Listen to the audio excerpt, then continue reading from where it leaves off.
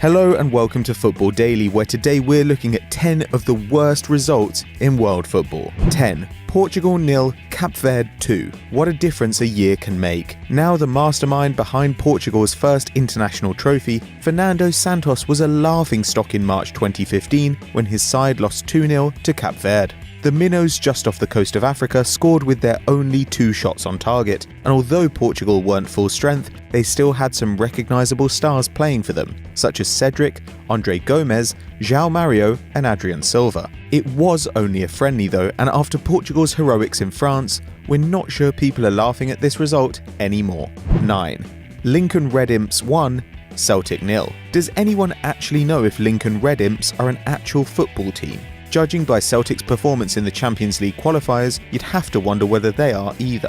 Hoops fans must have been rubbing their hands together when they got drawn with the Gibraltarian semi-professional side, Lincoln Red Imps. Under the managerial genius of Brendan Rodgers, and with the good looks and finishing ability of Lee Griffiths, it looks set to be a stroll in the park for the boys. It didn't quite turn out that way, as Celtic failed to score against the part-timers and lost to a goal scored by Lee Casciaro, a policeman who lined up alongside such star players as Roy Cipollina, a customs officer, and Jean Carlos Garcia, a labourer.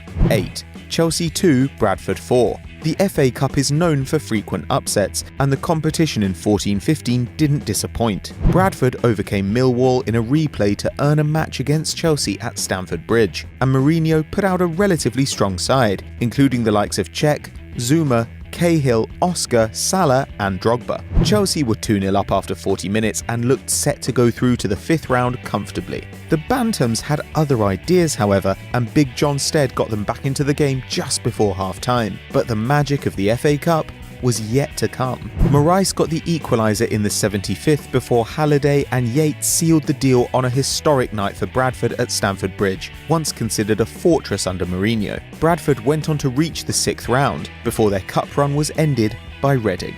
7. Germany 1, England 5. Germany might actually have to thank England for spanking them 5-1 on their own turf, as it was this result that inspired Das Reboot, a total rehaul of the German youth system which has resulted in a World Cup win in 2014. At the time though, we can't imagine the Germans were too ecstatic about not only being humiliated by long-time rivals, but also allowing a striker of Emil Heskey's calibre to score against them. Michael Owen bagged a hat-trick in this game on his way to winning the Ballon d'Or in 2001. The quality of Germany's side then was way lower than what it is now, but it's arguably the opposite story for England, so Germany may have lost the battle, but they won the war. 6. Barcelona 5, Madrid 0. Pep versus Mourinho now takes place in Manchester, but the rivalry between arguably the 2 best managers in the world started in Spain, with El Clásicos taking on a sharper edge when the Portuguese and Catalan faced off. The 2010-11 season was Mourinho's first campaign in charge of Los Blancos, and it was a season full of frustration for the Portuguese. His first taste of El Clásico was not a great one, being the victim of a 5-0 defeat at the Camp Nou. Everything went wrong for Jose, all but 3 of Real's starters got booked, with Sergio Ramos getting sent off, what a shock, and Mesut Ozil hauled off at half-time. David Villa scored twice and the long-forgotten Hefren finished the scoring in the 90th minute. Barca truly treated Madrid like they were relegation fodder. 5. Manchester United 1, Manchester City 6. A result that caused a real power shift in Manchester, City fans can point to this result as the moment which spurred the Sky Blues onto their first ever Premier League title. Mario Balotelli got things underway with 2 goals after an hour, but the game was still respectable for United on 89 minutes at 3-1 to City. But Dzeko added 2 and Silva got 1, all in injury time to compound the misery at Old Trafford. A total destruction of an Alex Ferguson United side was rare, and City went on to frustrate their rivals further by nicking a last-gasp winner against QPR on the final day of the season to win the title on goal difference, a season United fans truly wish had never happened. 4. Bayern 7, Barca 0 on aggregate. 2013 was a fantastic year for Bayern Munich. They announced that they were hiring Guardiola, they strolled to a league title with a 25-point margin and ended up winning the Champions League final against rivals Dortmund to complete the treble. But one of the standout moments of that season was when they destroyed Barcelona 7-0 over 2 legs. Lionel Messi was the main subject of attention as there were severe doubts over his fitness, and he was clearly not 100% in the first match, while only making the bench in the second. Bayern battered Barca 4-0 in the first leg thanks to a Thomas Müller brace, and once again the German got on the score sheet in the away leg to secure a 3-0 victory. Tito Villanova's side were completely humbled, and it's a result that will haunt Barca forever. 3. Man United 8, Arsenal 2.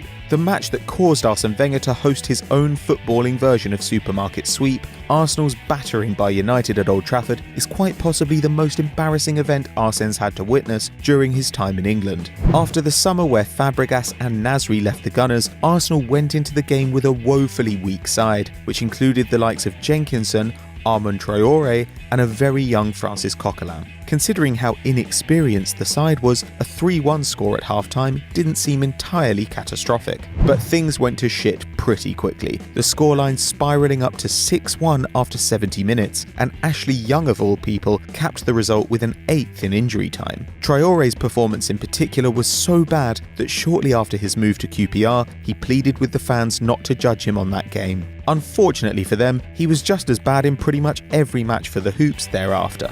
2.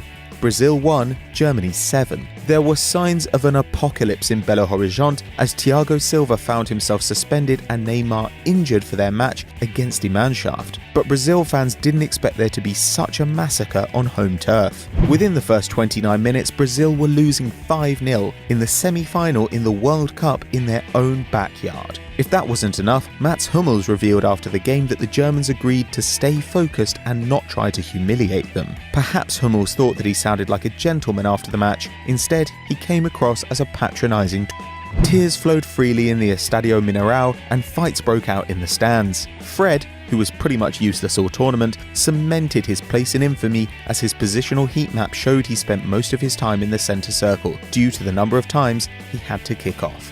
1. The Alcorconazo. One of the darkest days in Madrid's history, their 4-0 defeat to Alcorcon in the Copa del Rey tops our list as the most humiliating defeat in football. A bumper crowd of 3,000 packed into the Estadio Santo Domingo to watch third-tier Alcorcon battle it out against a rather stacked Madrid side. The stars in Pellegrini's team were Benzema, Guti, Raúl and Van der Vaart, while also bringing on Marcelo, Gago and Van Nistelrooy when things were going tits up. Arbeloa also played, not that he'd want to remember it, as he scored an own goal. Borja Perez won man of the match and netted 2 goals, impressing so much that he got a move to the mighty Kilmarnock a couple of years later. The absolute worst thing about it, Madrid only managed 1 goal in the second leg. Tragic. So those were the 10 most humiliating defeats in football history, but who's going to make the grade this season? Let us know in the comments below. And if you enjoyed this video, why don't you check out yesterday's winners and losers, where me and Patrick looked at the best performers and the worst performers of the transfer window that's just gone. And as always guys, please do like and subscribe.